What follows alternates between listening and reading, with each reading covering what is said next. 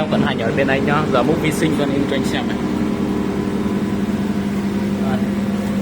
Vi sinh hoạt động này quá đẹp.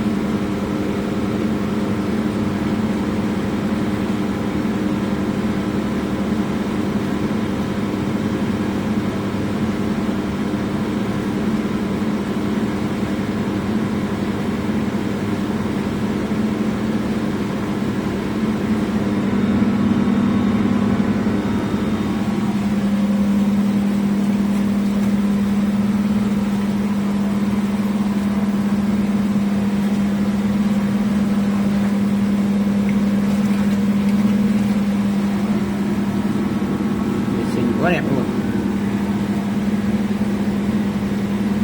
Nước ra trong thì không phải lói luôn. Xong thời gian nó nắng. Giờ đi ra bung nước đổ ra nhá.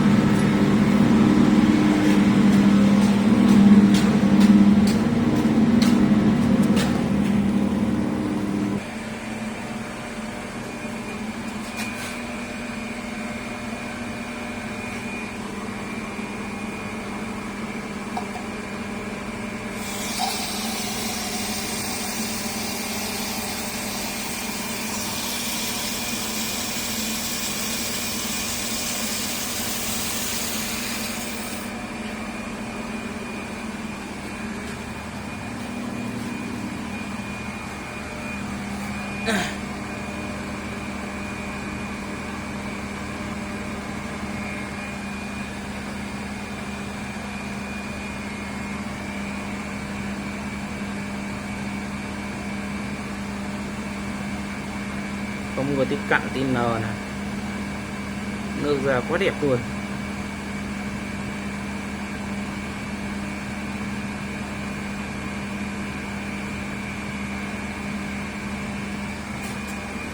Mới được 5 phút rồi nhá.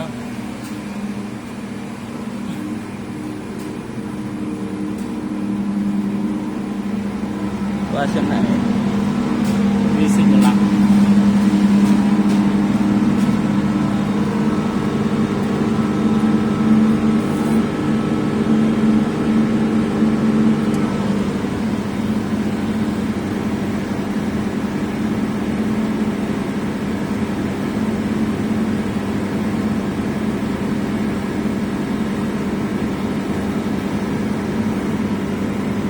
Đây nắng mới được 5 phút rồi đấy.